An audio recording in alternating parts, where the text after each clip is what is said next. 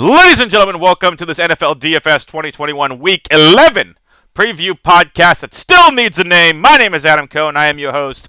I am an NFL DFS analyst and content provider here at Main Event DFS. Check out our Discord. Link is down below. Hit that See More button in the description below this video. You'll be able to find that Discord link. While I have your attention, hit that like button. No thumbs down, only thumbs up. Hit that like button, hit that subscribe button, hit that notification bell. That way you're all notified every single time one of these podcasts drops here at Main Event DFS. And leave a comment down below. Tell us what you like about the podcast, what you don't like. What plays are you all on this week, or what plays are you all avoiding? Tell us down in the comments what plays you like and what plays you are avoiding. But more importantly, tell us what plays you like. Maybe there's something we're not thinking of. And plays to stay away from as well.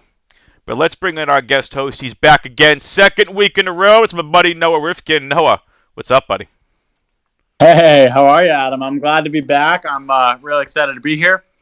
And, there's nothing better that I love than the NFL football. So let's talk about what a great slate of games we have this week. I don't know if we talk about a great slate of games, but we're going to talk about the elephant in the room to start. But you can find Noah on Twitter at NRIFKIN22. That's at NRifkin22. You can follow Main Event DFS on Twitter at Main Event DFS. You can follow me on Twitter at AdamWX21. And if I botched our Twitter handle, I apologize, Ethan. Now, we're going to do this podcast a little bit differently. Two games we want to target, then two GPP games or games we want to fade, defense segment, and our core value GPP and favorite stack segment. Without any further ado, we are going to get the elephant in the room game out of the way with first. No, I thought about this pre-show. Typically, what I like to do is I always have to have the guests give their game first, but because this is a very weird slate, and I will bring up the NFL Vegas odds here from Vegas Insight. I'm going to refresh the page for you all. And if you're not looking at the screen, I'm just going to read off the 1 o'clock over-unders. No game in particular, just right down here from the Vegas Insider consensus. 43, 45.5, 50, 44.5, 43, 44.5, 42.5, 44.5, 47.5. Tell me about which one of those games sounds appealing. Next, here are the 3 4 o'clock games. 50.5, 48, 56.5. Gee, Noah, I wonder which game on this slate we're going to talk about is the game we want to get the elephant in the room out of first. I wonder which game it is. It's going to be Dallas at Kansas City. 56.5 over-under, the highest over-under on the slate by 6 points. And I think that's being generous. All right. The Chiefs are favored by 2.5 at home. We're going to get into it here. We're going to pull it up here on DraftKings. Next week, if you all are listening, will be a FanDuel special. Yes, I'm going to... The non-real FanDuel player guy is going to talk FanDuel next week. So I will be doing a special FanDuel edition podcast for Week 12 for you FanDuel players out there. If you have any FanDuel-related questions, feel free to hit me up on Discord at AdamWX21 or hit me up on Twitter or Noah on Twitter at AdamWX21 and at NRifkin22. All right, Noah, we need to address one thing. This is a game that I don't know how much of a bold take this is, but I think it's going to be bold. You are going to have to have pieces from this game to win any GPP, including the Millionaire Maker. There is, I don't think, any way with how low some of these games are on this list, how weird some of the matchups are, that you don't have pieces from this game. Especially now considering we have a value that opened up in this game. So I could go ahead. Oh, I could definitely see that happening just because, this game is about as much of a lock as it gets in terms of offensive production. And also just in terms of individual talent and the quality of skill position players that are all playing in this game. So there's no question that a couple of these guys might just hit big. Yeah. So again, typically on these podcasts, I always let the guests go first. Noah and I talked about it, and we just figured we're going to get the elephant in the room game out of the way with first. So consider this my pick. That way, I'm going to give Noah 2 picks. So the next 2 games, Noah's going to have the game he wants to target, and then he's going to go right into his GPP game or fade game. Perfect. But, Noah, you think about this slate, and how do you not have pieces from this game in almost every single lineup? Yeah, no question. And even though, I mean, you're looking at a high price for a lot of these guys. I mean, we know, I just don't care. On the Chiefs side, like Tyreek Hill and Travis Kelce are among the highest, if not the highest at their position. Hill is second among receivers at 8,200, and Kelce is the highest of all tight ends. But yeah, I mean, yeah, it just doesn't matter because you know what you're getting with these guys, and that's always worth the price. I think in every format this week, and let's just address the formats. Cash games. You're going to build around this game, in my opinion. This has some of the safest floor and highest ceiling on the entire freaking slate. Okay? You may not want one of the quarterbacks because in cash you don't really need to stack.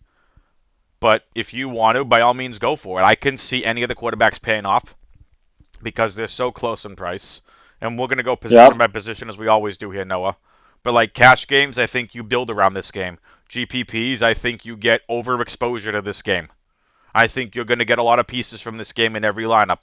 And again, we have value that opens up in this game. The big piece of news in this game, Amari Cooper has tested positive for COVID-19, unfortunately. He is unvaccinated. Therefore, due to the NFL's protocols, or health and safety protocols, was that NBA?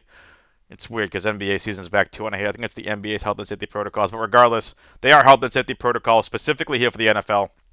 NFL's rules state he is going to be quarantined for 10 days, which means he's going to miss this game at Kansas City, and he's going to be out for the Thanksgiving game against his former team, the Las Vegas Raiders, which really sucks. First and foremost, get well soon, Amari. Like, COVID sucks. This pandemic sucks. Take care of you and your health first. So get home, rest up, get well soon. Maybe he's asymptomatic. I have no idea. But sentiments, I hope he gets well soon. Kick this stupid virus to the curb. Fuck COVID. Pardon my language, but fuck COVID.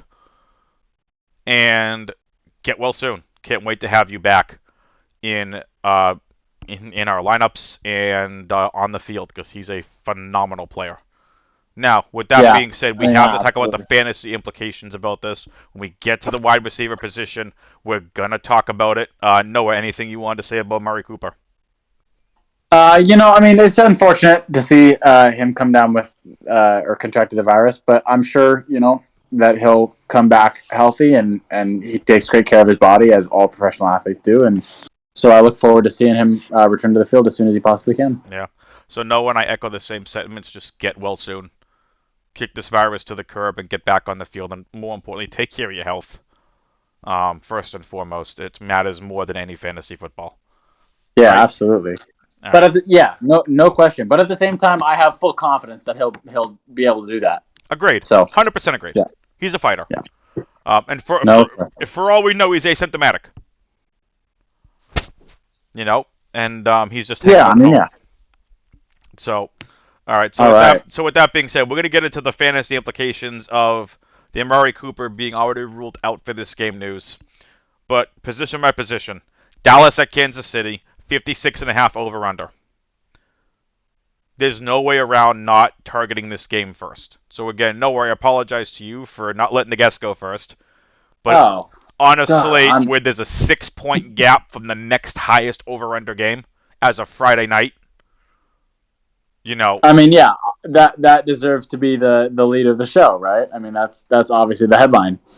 I mean, if I really wanted to, I could totally tease the folks, say we have this absolutely, awesome, amazing 100-point over-under game we need to talk about. Right? Like, it's Arizona at Seattle. I'm only kidding! Whoa. I'm only kidding! Yeah, that's versus Colt McCoy. That's going to be fun. Yeah, right. I'm only kidding. But I Right. think this game needs to be talked about first and foremost because we're gonna have to build our lineups around this game, and where we're gonna give our listeners a chance to have that edge. You have a couple interesting games you want to talk about. I have really interesting game I want to talk about. And when we get to the GPP segment, I want to address the Indy at Buffalo game because of the weather. But when we get to that segment, there's a tease for you. The Indy at Buffalo game has weather implications that we'll talk about when we get to our GPP segment. Position by position, back here, Dallas at Kansas City, 56.5 over/under. Patrick Mahomes, $7,600. Dak Prescott, 7,200. Is there really anything that needs to be said about these two quarterbacks? You're playing both of them. Yeah, I mean, I'm looking at the prices, and to be honest, they're the fourth and fifth highest priced quarterbacks, and that's just shocking to me. I mean, it is dependent on Kyler Murray playing. He's at 7,900, but even still, like the fact that these guys are the fourth and fifth highest quarterbacks, these guys could easily finish as the number one and number two quarterbacks in terms of points scored this week, right? So easy. It doesn't matter. Honestly, it doesn't even matter which one you grab. I think there's value at both of them. If I'm choosing between them, I would lean a little bit on the side of Dak Prescott. I agree because he's obviously a little bit cheaper. But also the Chiefs defense has shown to be suspect more so than the Cowboys. Yep. So I think Dak is the play between the two. But you're splitting hairs because these guys are both home runs this week. I think what it matters is for GPPs. It's just a matter of how you want your stacks. Do you want a Kansas City stack or you want a Dallas stack? It's just a matter of what stack you're preferring in your labs because you're going to have both in your player pools. I think it's kind of silly to not have, and I'm going to keep this as polite as possible. I think it's silly not to include either of these quarterbacks in your player pools. Unless you're going completely a few lineups, game scripting, or game theory, that this game is just going to be a disaster. It's not going to hit anywhere near the over-under, which is a possibility. But I think 8 times out of 10, even maybe 9 times out of 10, I'll say 8 times out of 10, this game is hitting at 56 and probably going over. Yeah, I mean, of course, it is the NFL. It is any given Sunday, as they say, right? So nothing is a sure thing in that sense. But this is as close to a sure thing as you can have in the NFL. That it's going to be a high-scoring, offensively favored game, especially on this slate. Right? Yeah. Compared to the rest of these games, too, it really does stand out. For sure. All right. So we're not else to be said about the quarterbacks. Let's move on. Sure. Yeah. All right, let's do it. Let's move on to the running back position. And we're going to talk about Ezekiel Elliott, Daryl Williams. First piece of news. Clyde Edwards-Helaire has not been activated off IR yet. Okay, so this came right from one of the reporters or wherever. I'm just going to briefly read this. You guys can do some news searching on your own. From the latest player news supplied by RotoWire, Chiefs head coach Andy Reid didn't comment to Edwards-Helaire knee making his return from injured reserve for Sunday's game against the Cowboys, but he suggested the running back was trending towards being available for the contest. Charles Goldman of the USA Today reports. So, for lack of a better term, they're on bye next week. All right. That's interesting. Right. The Chiefs are on bye. Do they really need Clyde this week? Right. Exactly. I could definitely see them ultimately deciding to hold him out one more week, and then they get the bye, and then in 2 weeks coming back, they know he's like super solid, good to go. So I could definitely see that being a possibility, and that opens the door for Daryl Williams to really have some good value in this game. Absolutely. I just want to take a look at what Dallas has been doing against the running back position this year, because I find it really interesting. Yeah, they've been good against the run this year. I mean, yeah, it says fifth against the running back. So they've definitely. I mean, and if you watch the Dallas defense, they're really fast. They fly to the ball, but at the same time, on a certain level with the Chiefs, you kind of just have to put your faith in the scheme and the talent of the quarterback to involve all the skill position players. And even if Daryl Williams may not have the highest yards per carry, you can definitely count on him like catching some screen passes or I don't know, right? Like Daryl is going to be a phenomenal value play. Make no mistake about it. All right, like the projections that I'm looking at for this week for projected ownership, and again, you got to keep this in mind. These projected ownerships has not yet figured in the Cooper being ruled out. So projected ownership has not been rerun yet. But right now, Daryl Williams is coming in at 13.6% projected ownership, according to the projected ownerships that I'm looking at. So just keep that in mind. He's going to be high on because of pricing. On the flip side, Ezekiel Elliott projected at 4.6% ownership for reasons I don't quite understand. Yeah, I agree with you completely. The Chiefs have not shown an ability to be able to stop the run this year. They don't have a great front seven, and so I think Zeke could have a very successful day against that front. Yeah. Oh, here's why. Nick Chubb 7,800, Joe Mixon 7,600. That'll do it. Nick Chubb facing the Detroit Lions. Ha! And Joe Mixon and Joe Mixon facing the Raiders. On that one. That just might be why Zeke is still projected low owned because, yeah, I'd prioritize those guys over Zeke too. But I think Zeke has a phenomenal ceiling. Completely agree. Now, Zeke, you play him. Daryl, you play him. Tony Pollard, you play him. Do not play Zeke and Pollard on the same lineup. I'm not playing any other running back in this game. Would you agree? You mentioned Zeke, Pollard, and Daryl Williams. Yep. Not including Clyde or excluding Clyde. I personally, I'm assuming Clyde is not playing. Yeah. Okay. Good.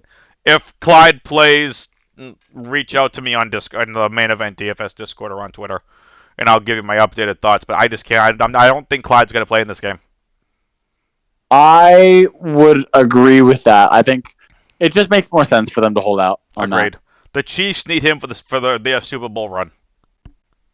Yeah, I mean, with the way they played last week, they look up and they're 6-4, and they're still in first place in the division. So they have obviously still all the pieces and the expectations in the world to go and make that Super Bowl run. So they're going to definitely prioritize the long term. Correct. For the same reason the Cardinals are prioritizing Kyler's health and Hopkins' health as well. Exactly. Yep. These teams that look like playoff contenders and look like Super Bowl contenders, they're going to do everything they can to keep their superstars as safe as possible. Now, anything else you want to talk about here from running backs? Just one note, I would say and maybe this is a little bit of a personal bias, but I just love Tony Pollard. I think he is an incredibly talented player. He doesn't have the volume to make him the most relevant player fantasy-wise, but I think he's got good value in any format just because of his talent level. And so I think he's leading the league in yards per carry. So that's crazy. Just something. I know, right? Something to keep your eye on. Yep. But again, like Tony Pollard could easily be a high upside play in this matchup. He could get 2 touchdowns, and Zeke could get absolutely. I mean, yeah, no question. Because you could see Pollard being used in weird packages that throws Kansas City off. I mean, again, I would say that's more of a GBP play than the Millionaire Maker, right? Say again? I would say that's more of a GPP play, though, for the upside rather than the consistency. Yes. If I was at 150ing the Millie Maker, I may just lean slightly more Tony Pollard than Zeke, but I'd have both. Not in the same lineup, but I'd have both in my player pool. Right. Anything else you want to talk about here? No, I think we can move on to the receivers. Yeah, let's do it. Let's get into what's going to, again, the Amari Cooper news. Let's move to wide receiver. Tyreek Hill, 8,200. Mecole Hardman, 4,000. Byron Pringle, 3,400. Demarcus Robinson, 3,100. It's Tyreek Hill, Hardman, and Pringle for me. I have no interest in Demarcus Robinson outside of a large field GPP like a Millie Maker. I would say even stronger than that. I would go Hill and Hardman, and that's it. I don't want Brian Pringle. See, I'm a fan of Pringle. Oh, really? I just think Pringle has that like weird can break a slate kind of upside. And for 3,400, if he gets me 15 points, I'm happy with that. I guess that's true. I mean, there's upside in that, but I think Hardman is still more involved in the offense. I agree. Sees more targets on a week to week basis. So and also just my personal style of play is I go for consistency more than upside. So yeah. I would lean towards Hardman, and if you're choosing between the Chiefs' potential wide receiver too. Yep. And even though Tyreek Hill is expensive, as the second highest receiver, you know what you're getting in him. You know he's worth the price. So, I mean, what else is there to say about his production? I'll say this, and I did reach out to everyone on the Main Event DFS Discord, and I asked if there were going to be any questions for the podcast. P. Newman 10 said, "How many picks will Diggs get this week?" I think that's actually a really good question. That is a very interesting question. I'd set the over-under at 0.5 and take the over. I would agree with you. I would take the over as well. So God, Diggs, he's got the best ball skills of any corner in the league. He's insane. He's really had a great season. To the football. He's really had a great season. So, in all seriousness, I think Diggs gets one interception. The question is I would assume Diggs is probably going to shout out Tyreek Hill. I just don't care. Diggs has been great this season. Hill's he's matchup proof. I mean, there's nobody who can guard Tyreek Hill. And also keep in mind, in terms of the defensive play, I think Trevon Diggs has been. I mean, obviously he's been incredible in terms of the turnovers that he's created. But that's not to say that he hasn't given up big plays, right? Because he's so aggressive in trying to make things happen, right? That he'll get caught sometimes in a bad position. Yep. So I think he can definitely still be exploited. I agree. 100% agree. All right, so with that being said, that's the Kansas City wide receivers. We've teased it long enough. Amari Cooper's out. CeeDee Lamb is going to be the major beneficiary in this game. I was just going to say, CeeDee Lamb might be my favorite play of anybody this week. He is the 7th highest priced wide receiver. But, I mean, he could finish as wide receiver 1 this week. With Amari Cooper out, he's just going to see so many targets. And this Chiefs defense has shown an inability to stop the pass throughout the season. So, CeeDee Lamb is only getting better and better and better as a young player in this league, and man, I can't wait to see what he's able to do against this Chiefs defense. But that's maybe my favorite play. I think CeeDee Lamb is going to feast. So, Amari Cooper, I'm assuming the targets are going to be split out evenly. Gallup's going to see a huge increase. We're going to see a couple more targets go to Lamb. Lamb's already going to be force-fed as it is. I think we may see a couple more go to Schultz. Gallup's going to be the major beneficiary. And I wouldn't, rule out Cedric Wilson in the large field GPPs either, because we could see a couple targets go his way. I expect this to be a high-scoring, fast-paced, high-volume type of game for both offenses. These are both high-powered, high-volume offenses. But yeah, I think I'm already listing CeeDee Lamb as a core play this week. Yeah, I mean, we're on the same page about that. I will say, CeeDee Lamb is, what is he, 72, I believe? He's 7,600. Oh, he's 76. Excuse me. Okay, so 76. And meanwhile, Michael Gallup, who is projected to be the wide receiver 2 in this game now that Amari Cooper's out, is at listed at 4,200. There's the value that I was talking about.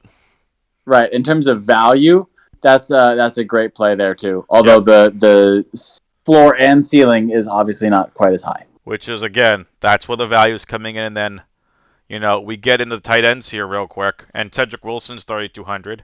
We move over to the tight ends. Travis Kelce, 7,100. You play in Kelce, you put in Kelce in your player pool. There's really nothing else to be said about Kelce. Dalton Schultz is 4,600. That's crazy. He's $1,000 too cheap. That's crazy. Yeah, I mean, yeah. So again, Noah, this just kind of goes back to what I said. Like, we just need to talk about this real quick. We're gonna get into some other games that I know you and I really like, but we need to address the elephant in the room. Lamb's gonna be a bigger beneficiary of Cooper out. I think Schultz gets a little bit more of Cooper out. Gallup is a phenomenal value now. It is probably going to be super chalk when projection ownerships rerun with the Cooper injury, with the, not injury, but Cooper being ruled out for this game. Right. DraftKings isn't going to make this mistake for the Thanksgiving Day slate. Gallup's going to have a much higher price tag. You know what? It is crazy, right? It feels like a mistake. But again, Cooper was healthy. 4,200 for Gallup and 4,600 for Schultz.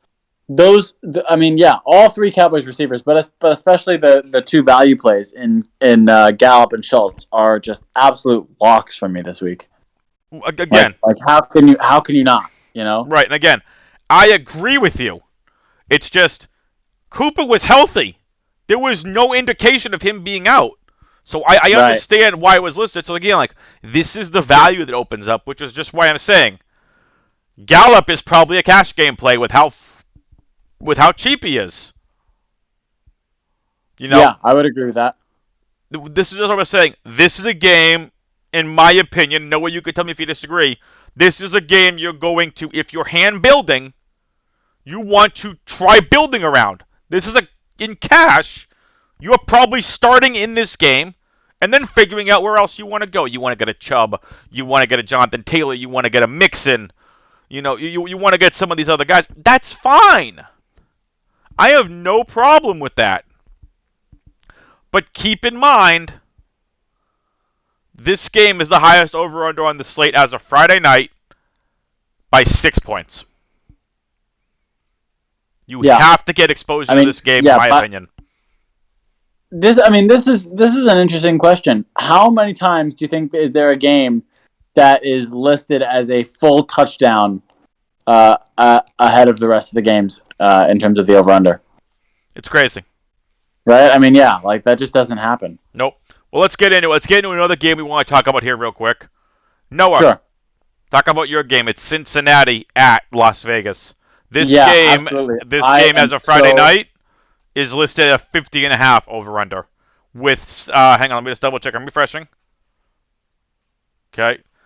Cincinnati. Yep. Cincinnati at Las Vegas, 50.5 over-under. Cincinnati favored by 1. Wow. I'm so excited for this game. I've been a Bengals apologist a little bit this year. I'm a huge Joe Burrow fan, and I love watching him play with the precision and the control that he has over the offense. And then as far as the Raiders go, Derek Carr has just been incredible in terms of keeping that franchise afloat and being the rock, the stability in terms of all the turmoil that's going on, externally in that franchise. Derek Carr has just been so consistent in his play and his leadership. The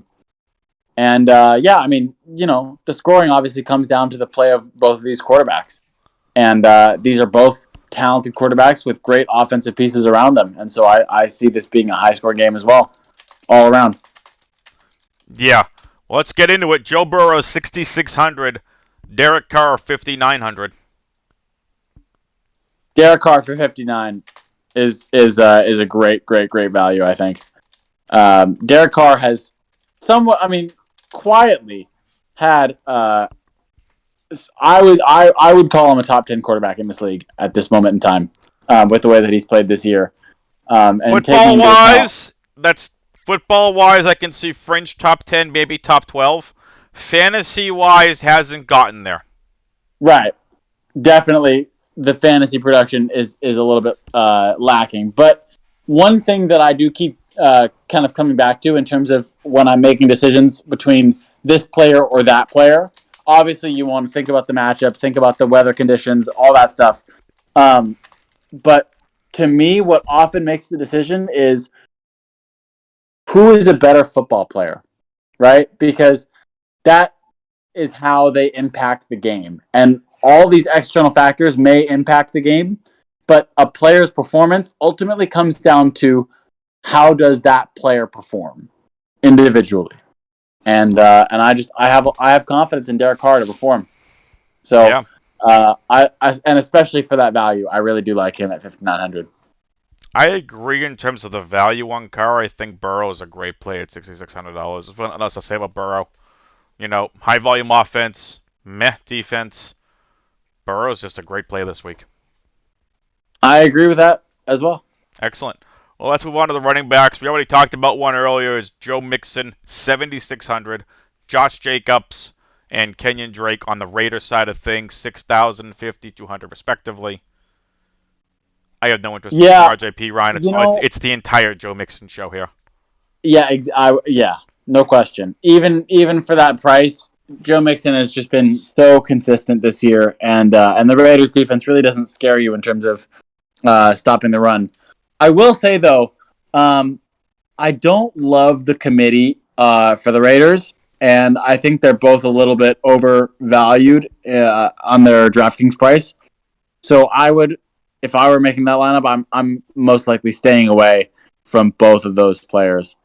The Raiders? Yeah, on the Raiders, yeah. Yeah, I it's tough because we should want to play Jacobs more than what he's been. I think I don't mind playing Josh Jacobs this week at 6,000. I mean, I don't hate that, right? Because 6,000 is definitely a reasonable price for an RB1. I think ideally the Raiders really do like to split those carries and keep both of those players fresh. And they do different things in the offense, right? They have different strengths and weaknesses that they bring to the table. And so ultimately, I would prefer to just stay away because I don't know that I can trust the consistency. But in terms of upside, Jacobs is obviously an incredibly talented player, and the Bengals defense doesn't really scare you away in terms of the way that they defend the run. I think I might want to play Kenyon Drake now, looking at these stats. Cincinnati's given up the fourth most receiving yards versus opposing running backs, while allowing the sixth fewest rushing yards versus opposing running backs, but they're giving up 8 touchdowns. So it's just a matter of what they're doing. So by those numbers, you'd think that Kenyon Drake might be more involved because he is more of the pass catching running back. Yeah, and he's got the upside to really tear one off. But I think Jacobs is good too. I don't mind including both in my player pool in a 150. Okay. I think if I had to pick one just based on stats, it's Kenyon Drake. But if I'm choosing between them, I agree that it's Kenyon Drake. But I personally really am like staying Jacobs. I just really like Jacobs for some reason. Might be just a gut call. I just really like Jacobs. Personally, though, I'm still staying away. It's totally fine. But we're all in agreement with playing Mixon this week. Yeah, no question. Nothing else to be said here. He's so consistent. He's super good at football. He's a great football player. Hashtag analysis. Right, and the Raiders just don't scare you in that way. All right, well, let's get into the wide receivers, the more juicy part of this entire game. Because we have the Cincinnati 3, Chase, Higgins, Boyd. Chase, 7,200. Higgins, 5,400. Boyd, 4,800. And on the other side of this game, let's just address the Cincinnati guys before we get to the Vegas guys. Yeah, Higgins is the play for me. Agreed. Higgins at 54. Higgins has been getting insane volume and has no touchdowns over the last 5 weeks. Positive regression is coming for this guy. Yeah, no question. And it's about the volume, right? He sees so many targets, and he catches a high percentage of his targets as well. Yes. Here's his target count over the last 5 weeks. 7, 6, 15, 6, 8. 5 catches. So again, going backwards, this is now receptions. Think of those numbers again. So versus Green Bay, 7 targets, 5 receptions. Detroit, 6 targets, 3 receptions. At Baltimore, 15 targets, 7 receptions. 6 targets at the Jets, 4 receptions. 8 targets at home versus Cleveland, 6 receptions. He does have a pretty decent catch rate. And no touchdowns. His last touchdown came in week 2. Yeah, so definitely you gotta expect that the touchdowns are gonna start to come for him.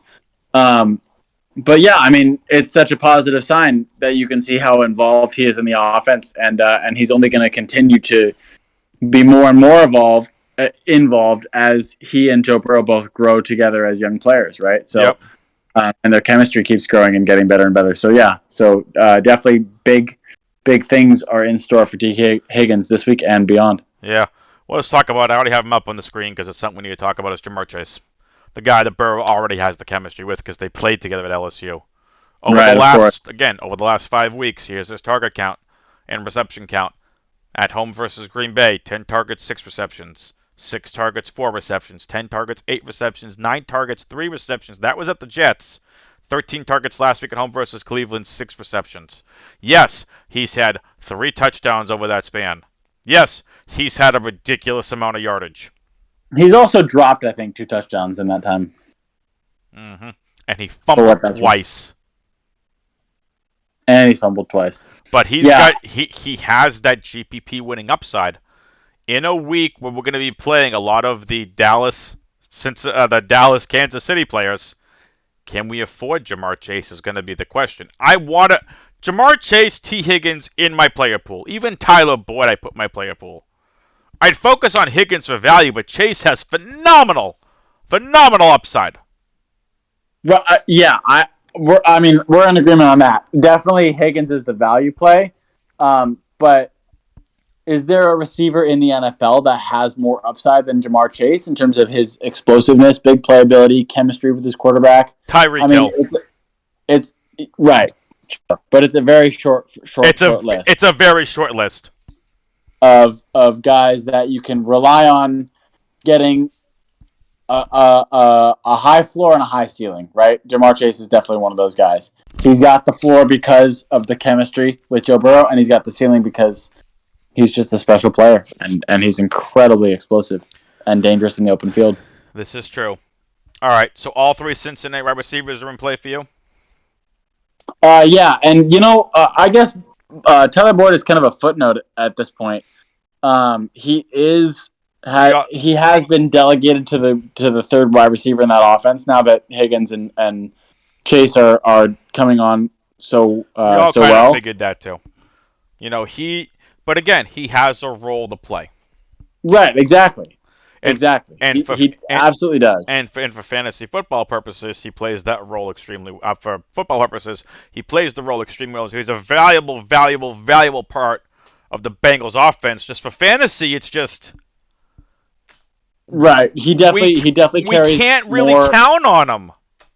Yeah, that's what it comes down to, right? He definitely has more value to his football team than to any of our teams.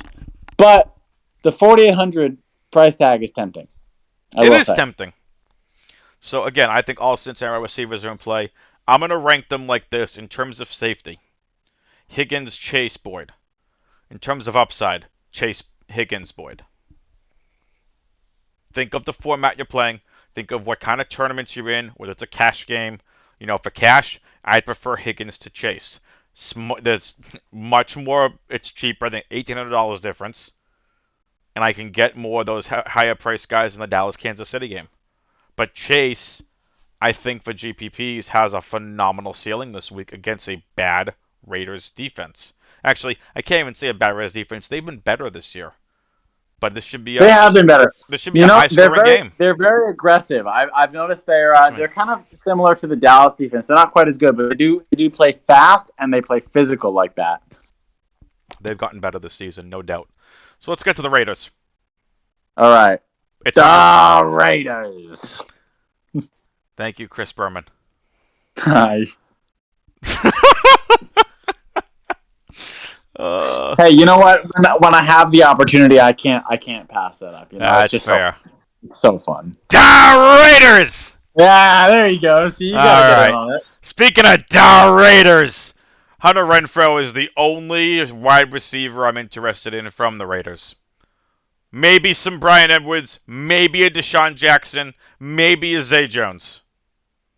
Renfrow has been a beast. I'm gonna go stronger than that. I'm gonna say no to Zay Jones. I'm gonna say show me something first to Brian Edwards, because you know what? Brian Edwards has shown flashes of talent. They just don't get him the ball.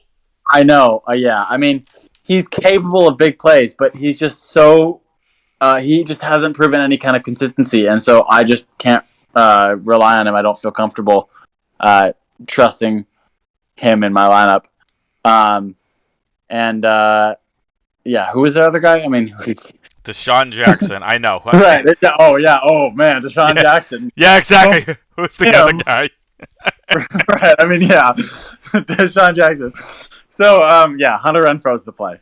Pretty definitively. Yep. He's been one of the best route runners in the league, and Derek Carr's chemistry with him is only growing. Yep. So, and again, the other receiver from the Raiders I'm interested in, Darren Waller. I know, shocker.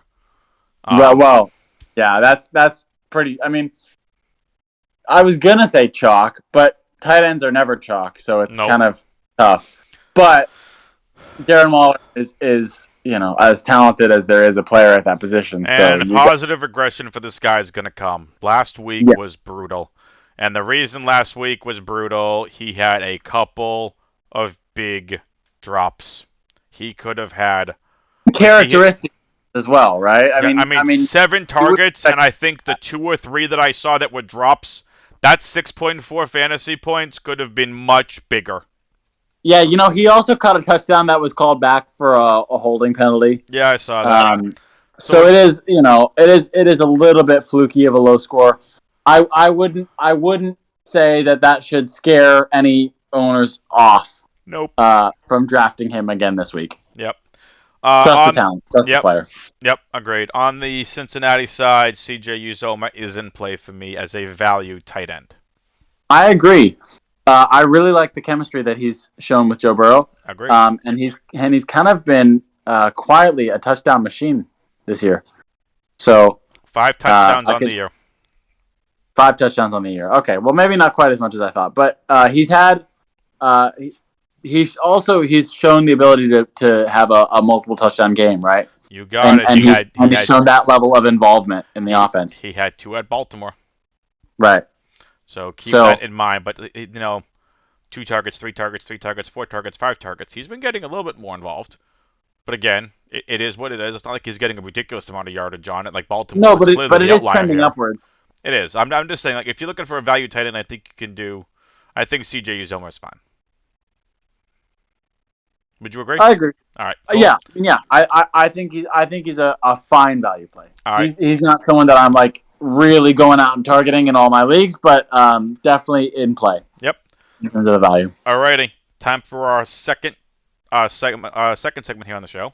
It's our GPP games. GPP only games or games we want to fade. So Noah, you're up for 2. What is your? This is your second game of your 2. What's your GPP only game or a game you want to fade? We're going to go through these next couple games a little bit quicker. Sure. This is going to be my GPP game. So this is like the upside game, right? I love Packers-Vikings. There's just a lot of individual talent on the field in this game. And someone in particular that I'm targeting in this game is A.J. Dillon. I think he's just such a beast of a player.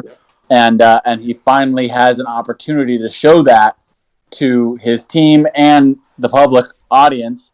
I think this is going to be his first start because Aaron Jones is remarkably durable. He is. Just think about it this way. This game opened at 50.5. It's now down to 47.5 over-under. Green Bay's favored by 1.5. Right. Yeah, but I mean, I could definitely see it hitting the over on that. I mean, it's 2 high-powered offenses again. I also think the Packers grab a lead in this game, and then they could start to run the ball, and they've actually become a really physical team this year. So I could definitely see them having success running the ball a lot, especially in the second half to wind the game down. And A.J. Dillon is going to be a volume king. Yeah. Well, let's get into position by position real quick. Rodgers, Cousins. I have interest in Rodgers. Minimal interest in Cousins. What about you?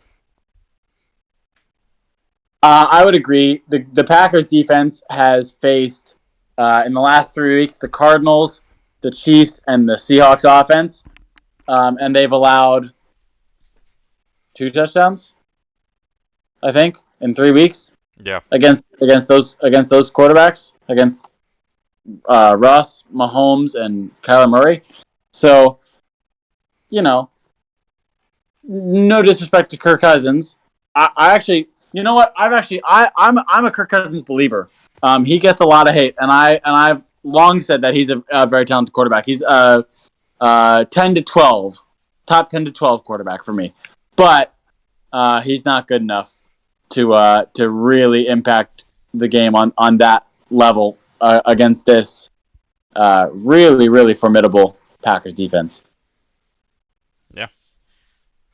Well, with the defense like this, the Packers are probably, I would say, Super Bowl favorites, honestly. With the defense playing like this, and with Aaron Rodgers, being Aaron Rodgers, I would say if the defense is like that and they're physical the way they are, there's nobody who can stop the Packers. I still think the Rams are way better than the Packers, but that's another story for another time. I don't think the Packers are as much of a Super Bowl contender as some people think. I think they're definitely a contender. I'd still put the Rams ahead of them. I definitely put the Packers ahead of Arizona. With all due respect to Arizona, I don't think they're going to end up being this good. But if it's Green Bay, Arizona has the Arizona has the firepower to outduel the Green Bay defense, just because of the wide receivers they have. But let's move on to the running backs. So again, Rodgers in play for both Noah and I, and little interest from Cousins, so both Noah and I as well agreed. Yes, we're in agreement on Cousins, $6,100.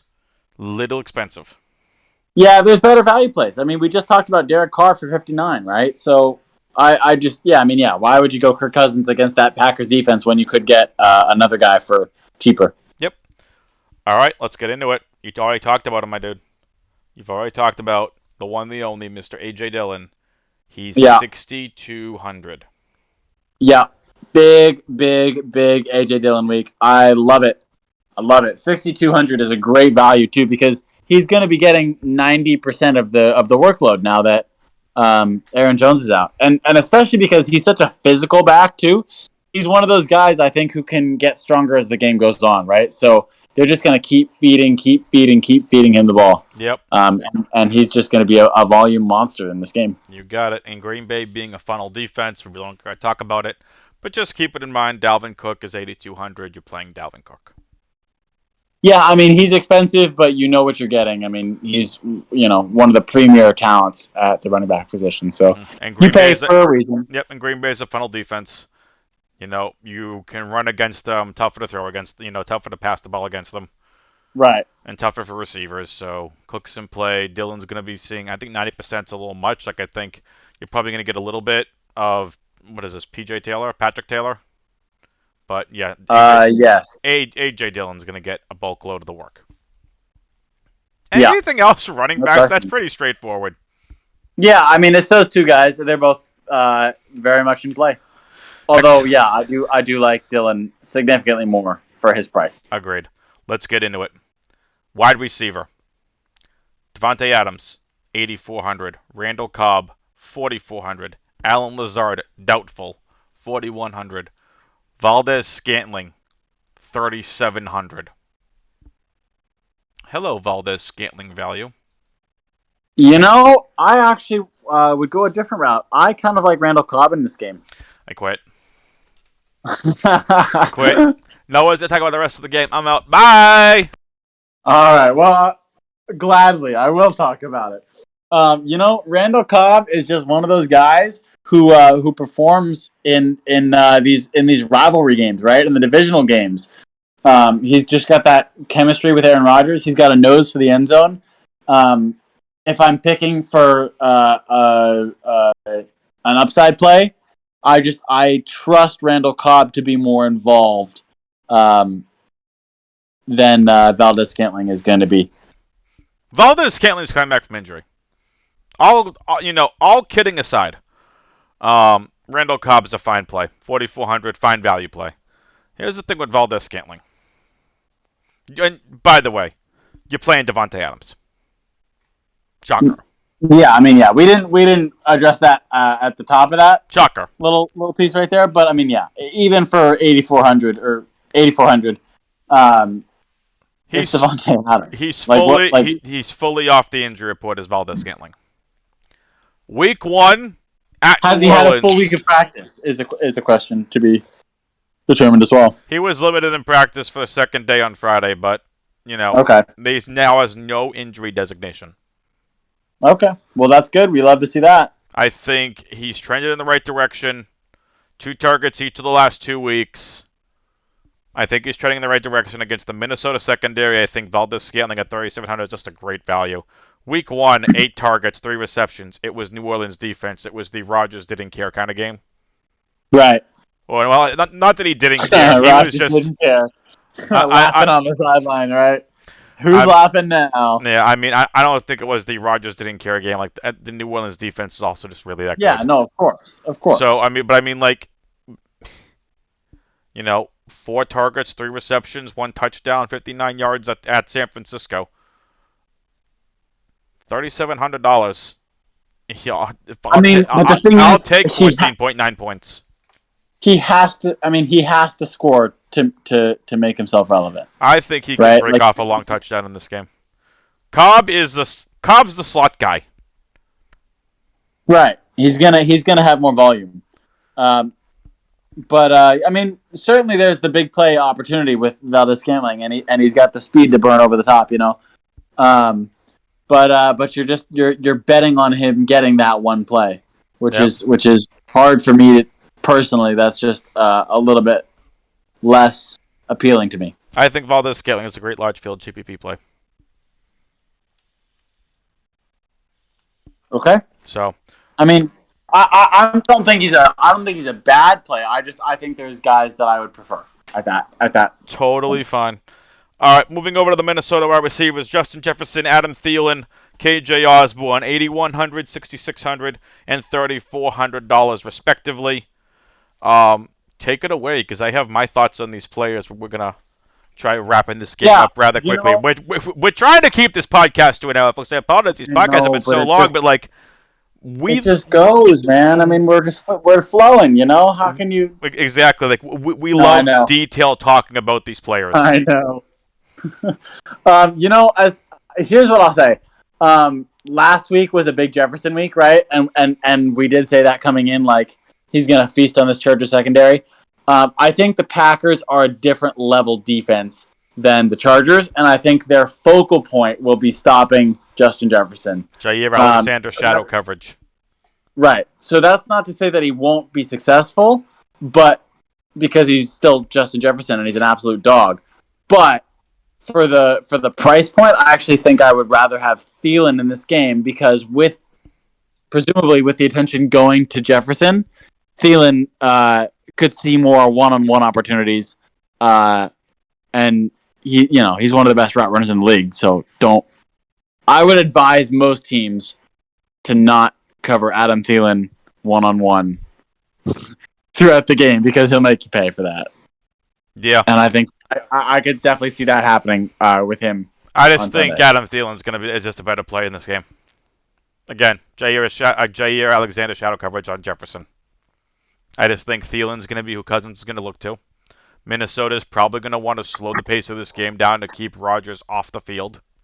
Right. And I can see this being a big Cook and Thielen kind of game. I completely agree. So I think it's Thielen, Jefferson, KJ Osborne. I wouldn't mind sprinkles of KJ or Osborne in a 20 max and higher. Anything else in the receivers? No,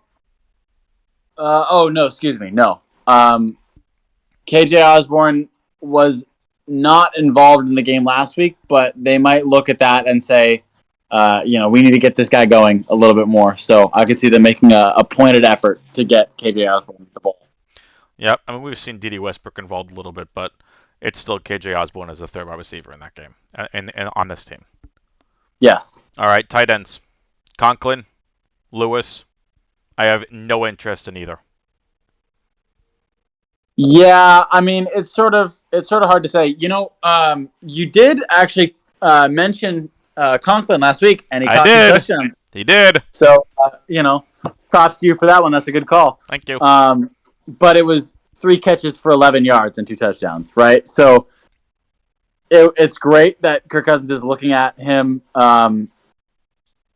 in the red zone, but it's still not the consistent volume that you can count on. That I would agree with. So I just don't think that, I want to target tight ends at Green Bay. And again, tight end stats being a little fluky. Well, not fluky, a little noisy. Yeah, I agree. Yeah, I just don't want to mess with it. I would ultimately, I'm staying away from the tight ends in this game. Yeah, Packers, they've given up 546 yards, 4 touchdowns to opposing tight ends, but again, it's tight ends a little noisy. I just don't want to. I'd rather play Uzoma over Conklin.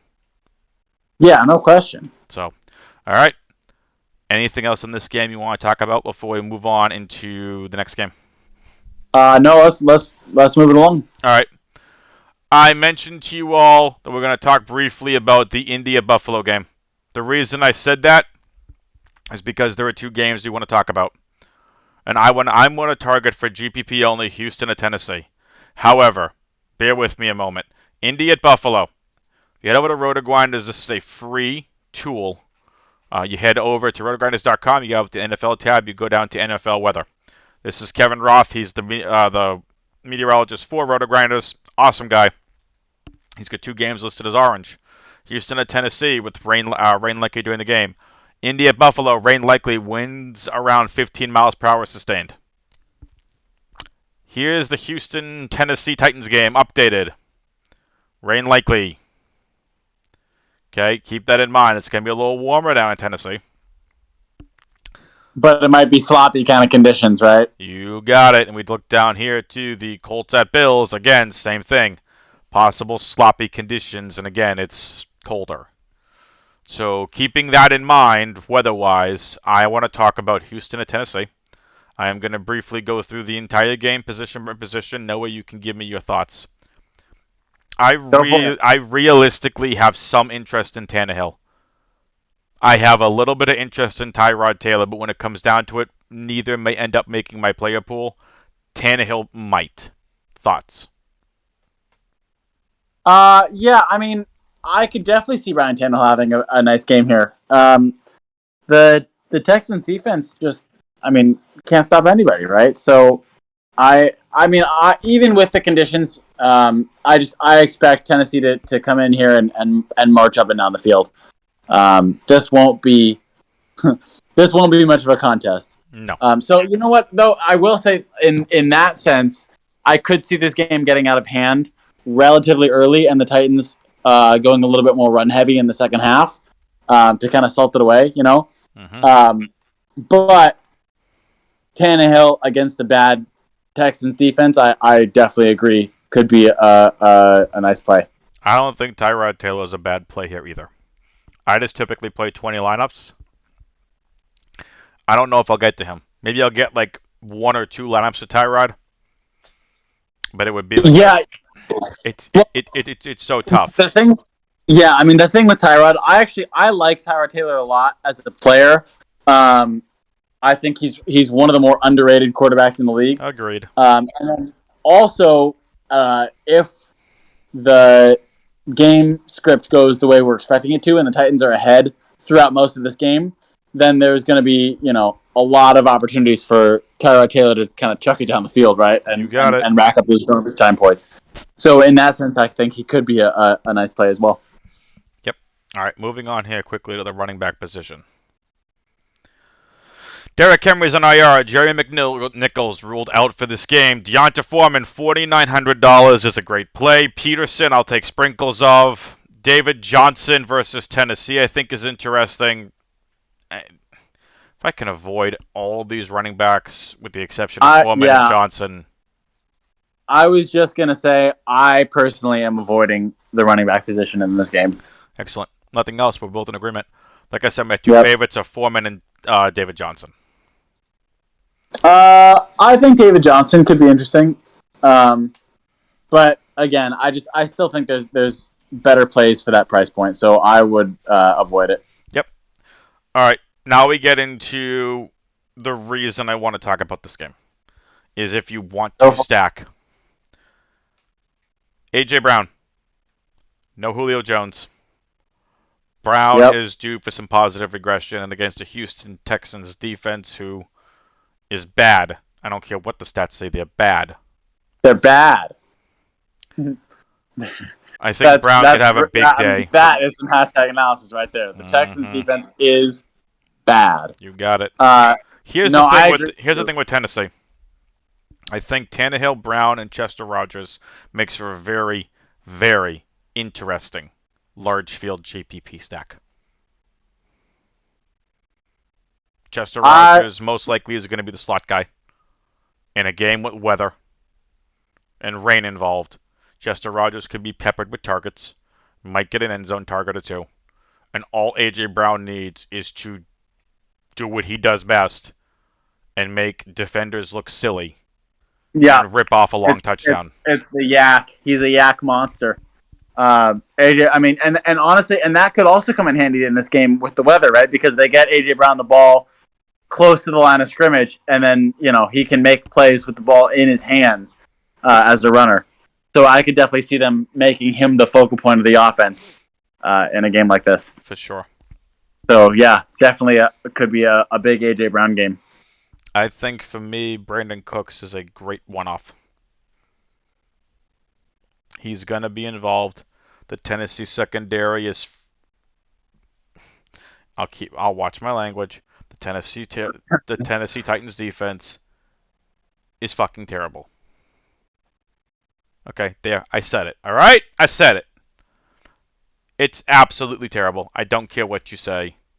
Titans secondary is terrible. Brandon Cooks, 6,000. He's going to have the volume. I really don't care. I like Cooks in this game a lot. I like him as a one-off in all formats. I mean, with the exception of cash.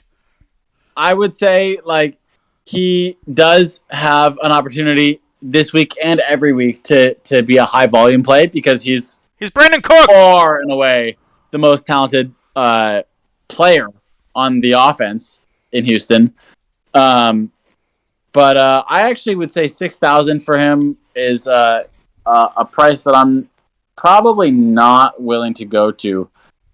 There's just other guys like we talked about T. Higgins for 54, DJ Moore for 59. I like those guys better than Brandon Cooks for 6,000. I just think he's an interesting one-off, that's all. If you're stacking Tyrod, for me it's Tyrod, Cooks, and Nico Collins, the rookie wide receiver for the Texans. Tight ends, pass on both. I have no interest in any of the tight ends. Tight end is a wash in this game. They're going to be a non-factor. Anything else you want to talk about? No, we can keep moving along. Excellent. And I'm not saying to fade Houston, Tennessee, or India, Buffalo. Just the weather involved is going to be really interesting to keep an eye on.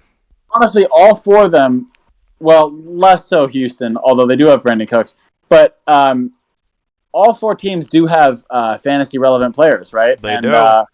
And so even with the weather, it is important to make an step, but that shouldn't completely scare you away from playing your guys. Agreed.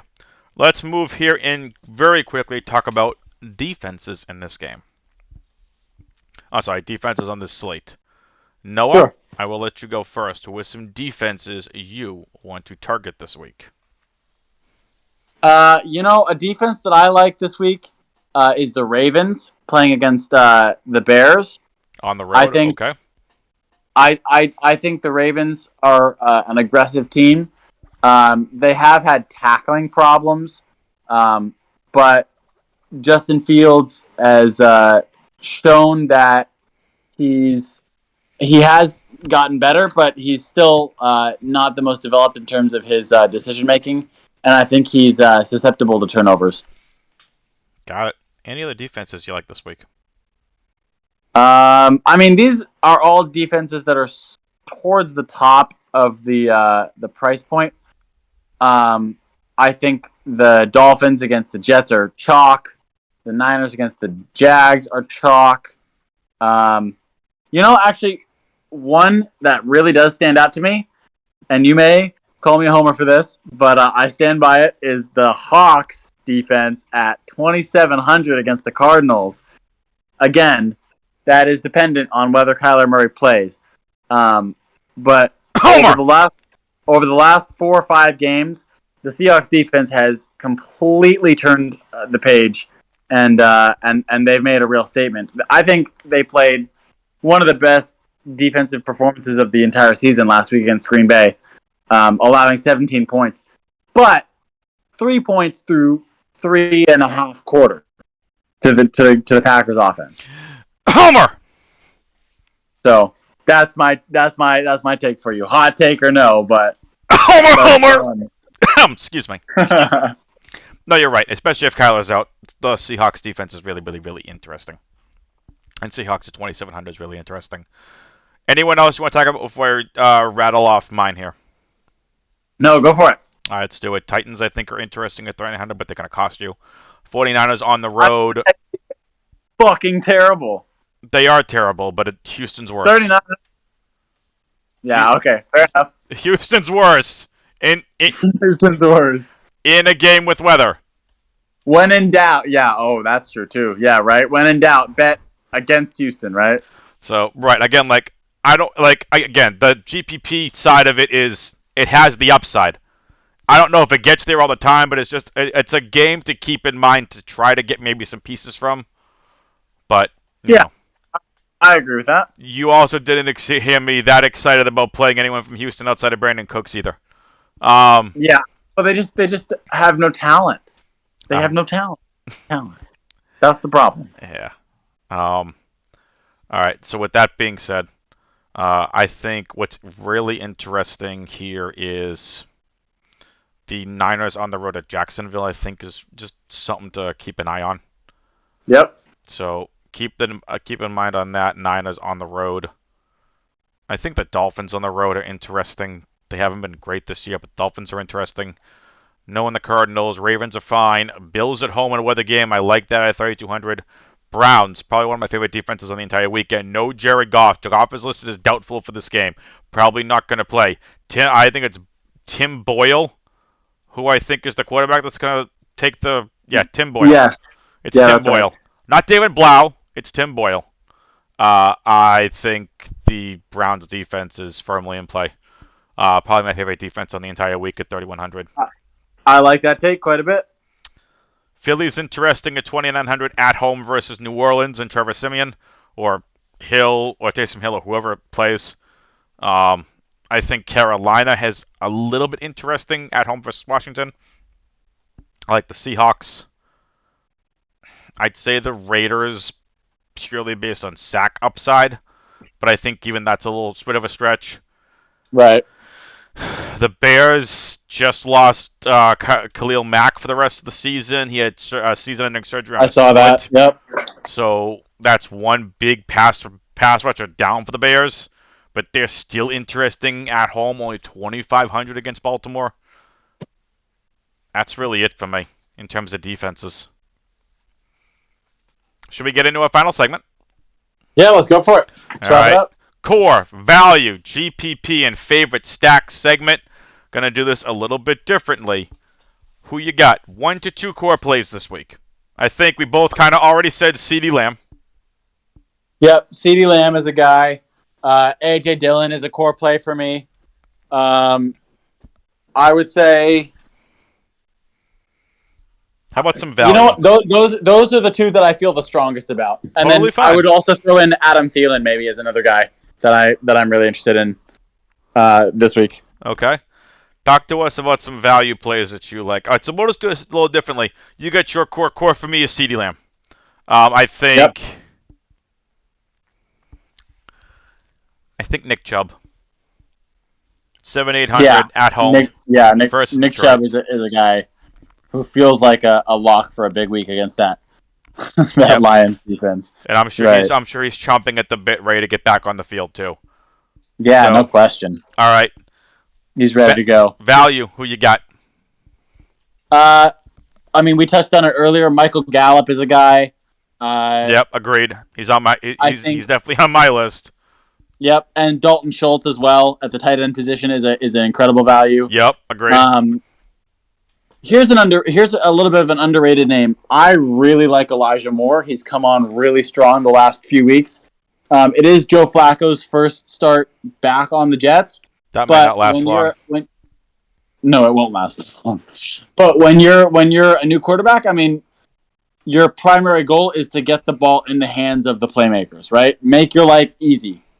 Don't, you know what I mean? Don't overcomplicate things. And I think he is But Mike White developing into the best playmaker on this offense. I could see Elijah Moore having a nice day. Yeah, I think that's a good call. I wouldn't be surprised if we saw Flacco get benched at some point in this game either. Let the Mike White show roll on. Come on, baby. Just saying. Anything else of value? I love it. No, I think those are probably my guys, I would say, in terms of the value. I'm not going crazy into value this week. One guy we need to talk about who is extremely underpriced is DJ Moore at $5,900.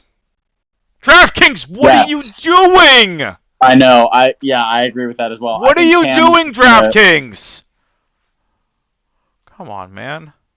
Cam is going to do his thing. I think that also. I'm actually working out a trade for Cam in my Dynasty League right now because I think he could really, really come back to Carolina and show that he's got plenty left in the tank. And Carolina, keep in mind, has some great weapons. They've really developed their skill position players.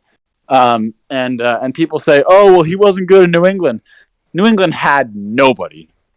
So correct. I really think he's gonna be better in that offense with that opportunity. All right, Daryl Williams, another value play. I'm not going to go super crazy into value because it is Friday night. I think Tony Pollard's a nice value in a GPP play. Gallup we've talked about. That. Cobb we've talked about.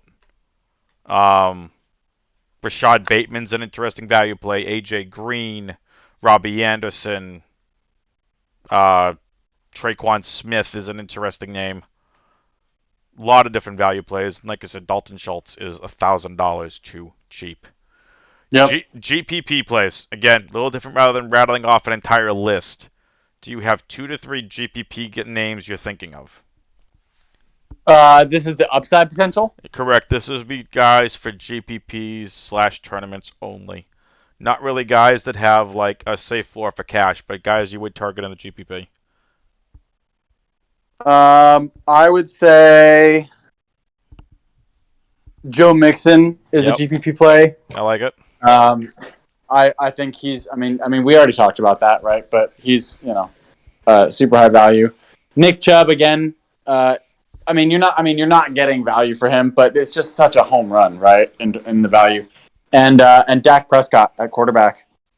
Yeah, I like that. Another one of those for me. I like those plays. For me, Joe Burrow, $6,600 value play. Sure. Yep. I'm just gonna put him here. Josh Jacobs, 6,000. AJ Dillon. AJ Dillon, 6,200. AJ Dillon. Yep. 6,200. And I'm going back to my boy. Y'all heard me talk about this last week on the podcast. He paid off for us. Jamal Agnew, $4,700. He did. How about that? Yeah, you love it, right? It's the one play, but that's all he needs is the one play. He's got that one play explosive potential. So keep this in mind. He had 5 targets last week, caught 0 of them. 3 rushing attempts for 79 yards and a touchdown. Hey, but that's all you need is one play. Jamal Agnew's getting more involved in this offense. 4,700. He's a great one-off. No one's playing him. He's now got double-digit fantasy points in 4 of the last 5 games. I will continue banging the drum for Jamal Agnew. Please do. I'm on board with that. Anyway, Jamal Agnew, $4,700. GPP play. And I'm going to list CJ Uzoma, GPP tight end. Troutman, I've heard talk about this week. He's a fine play. I think Uzoma is also a good. So Uzoma and Troutman. And that's going to be it. Do you have a favorite stack, Noah? Yeah, I love the Cowboys. I love the boys, man. I would go Dak and CD all day long. I'm going to go right on that Dak, CD, and Schultz. Yep, Dak, CD, Schultz. Sure. Throw him in there. That's great. Once again, ladies. I can't wait to see us get proven right on this. All right, Noah, any final thoughts on the slate? No, I mean, it looks like it's shaping up to be a great Sunday of action. I do think the games are a little bit top-heavy in terms of the 1 o'clock or the 4 p.m. Eastern time window as opposed to the 10 o'clock. Yeah. So definitely a lot to watch for. In those 4 games. If you're up a lot of money in those 1 o'clock windows, there is a high probability that is going to massively change if you don't have exposure to anyone in the late window of games. Yeah, 100%. All 3 games are phenomenal late hammers, including the best game on the entire slate, Dallas at Kansas City. Noah. Best game on the slate. One of the best games of the season. I can't wait to watch it. It's going to be a great game. Can't wait. Any other final thoughts? No, I think we're good. Excellent. Well, thank you again, Noah, for joining me. Second week in a row. I really appreciate the time. Appreciate you joining us here in the podcast. And again, you can follow Noah on Twitter at nrifkin32. Yeah, try this again. At nrifkin22. You can follow me on Twitter at AdamWX21. You can follow Main Event DFS at Main Event DFS, MANE. Hit that like button. Hit that subscribe button. Hit the notification bell so you all know every single time one of these podcasts drops. And leave a comment down below. Who do you all like? Who do you not like? And again, link to our free Discord is going to be in the description of this video. All you got to do is hit that See More button in the description. For Noah, I'm Adam. Good luck on this slate. Latest, peoples.